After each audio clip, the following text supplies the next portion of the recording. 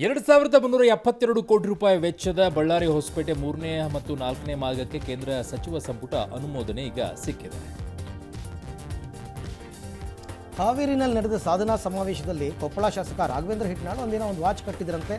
ಎಲ್ಲರ ಗಮನ ಸೆಳೆದಿದೆ. ಕೆಲವರೆಲ್ಲ ಅದನ್ನು ಇಸ್ಕೊಂಡು ನೋಡಿ ನಕ್ಕು ವಾಪಸ್ ಕೊಟ್ಟಿದ್ದಾರೆ.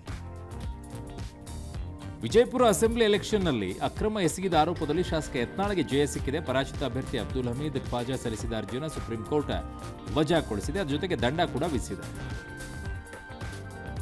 ಬೆಂಗಳೂರಿನಲ್ಲಿ ಇತ್ತೀಚೆಗೆ ಫೇಕ್ ಪೇಮೆಂಟ್ ಹಾವಳಿ ಜಾಸ್ತಿ ಆಗಿದೆ. BMTC ಬಸ್ಸಲ್ಲಿ ಹೋಗ್ತಿದ್ದವನೊಬ್ಬ ಫೇಕ್ ಪೇಮೆಂಟ್ ಮಾಡಿ ಸಿಕ್ಕಾಕೊಂಡಿದ್ದಾನೆ. ಕೊನೆಗೆ ತಪ್ಪೊಪ್ಪಿಕೊಂಡಿದ್ದಾನೆ. ಪ್ರೇಮಿಗಳ ದಿನವಾದ ಇವತ್ತು ನಂದಿ ಬೆಟ್ಟದಲ್ಲಿ ನಿಷೇಧಾಜ್ಞೆ ಇತ್ತು.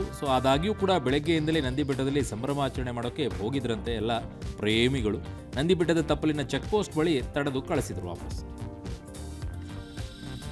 ಪ್ರೇಮಿಗಳ ದಿನಕ್ಕೆ ನಟಿ ರಚಿತಾ ರಾಮ್ ಸರ್ಪ್ರೈಸ್ ಕೊಟ್ಟಿದ್ದಾರೆ. ಐ ಲವ್ ಯು ಅಷ್ಟೇ ಅನ್ನುವ ವಿಡಿಯೋವನ್ನು ಹಂಚಿಕೊಂಡಿದ್ದು ಭಾರಿ ಕುತೂಹಲ ಕೆರಳಿಸಿದೆ. ನೂರಾರು ಕಾಲೇಜಿನ ವಿದ್ಯಾರ್ಥಿಗಳು ನಮ್ಮ ಪ್ರೀತಿಯ ಕಾವೇರಿ ಅಂತ ಬ್ಯಾನರ್ ಹಿಡಿದು ಕಾವೇರಿ ನದಿಯನ್ನು ಸ್ವಚ್ಛತಾ ಕಾರ್ಯ ಮಾಡುವ ಮೂಲಕ ಪ್ರೇಮಿಗಳ ದಿನವನ್ನು ವಿಶೇಷ ಆಚರಣೆ ಮಾಡಿದ್ದಾರೆ. Very good, super.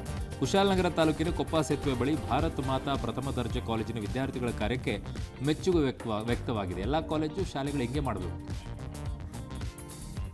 ವಿಶ್ವ ಒಕ್ಕಲಿಗ ಮಹಾಸಂಸ್ಥಾನದ ಪೀಠಾಧಿಪತಿ ನಿಶ್ಚಲಾನಂದ ಸ್ವಾಮೀಜಿ ಅವರಿಗೆ ಬಡ್ತಿ ನೀಡಿ ಸರ್ಕಾರ ಆದೇಶ ಕೊಟ್ಟಿದೆ. ಆಶ್ಚರ್ಯ ಅಂದರೆ 15 ತಿಂಗಳಿಂದಲೇ VRS ತಗೊಂಡಿದ್ದಾರೆ ಇವರು. ಆದರೆ ಈಗ ಅವರಿಗೆ ಪ್ರಮೋಷನ್ ಕೊಟ್ಬಿಟ್ಟು ಎಡವಟ್ಟು ಮಾಡಿಕೊಂಡಿದ್ದಾರೆ. ಸಂಬಳ ಹೋಗಿತ್ತು 15 ತಿಂಗಳು ಹೋಗಿದೆ. ಪಾಕಿಸ್ತಾನದ ಮಾಜಿ ಪ್ರಧಾನಿ ಇಮ್ರಾನ್ ಖಾನ್ ಜೈಲಿನಲ್ಲಿ ತಮ್ಮ ಕಣ್ಣುಗಳನ್ನು ಕಳ್ಕೊಂಡಿದ್ದಾರೆ ಅನ್ನೋ ಸುದ್ದಿ ಹರಡಿತ್ತು. ಭಾರಿ ಸಂಚಲನ ಮೂಡಿಸಿತ್ತು. ಈ ಬೆನ್ನಲ್ಲೇ ಅವರನ್ನು ಮತ್ತೆ ಬೇರೆ ಜೈಲಿಗೆ ಸ್ಥಳಾಂತರಿಸಲಾಗುತ್ತೆ ಅಂತ ಪಾಕಿಸ್ತಾನದ ಗೃಹ ಸಚಿವ ಮೊಯ್ಸಿನ್ ನಖ್ವಿ ಹೇಳಿದ್ದಾರೆ.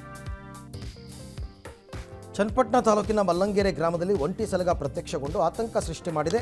ಬೆಳಗಿನ ಜಾವ ಗ್ರಾಮದ ರಸ್ತೆಯಲ್ಲಿ ಒಂಟಿ ಸಲಗ ಪರೇಡ್ ನಡೆಸಿದ್ದು ಗ್ರಾಮಸ್ಥರು ವಾಹನ ಸವಾರರು ಆತಂಕಕ್ಕೊಳಗಾಗಿದ್ದಾರೆ.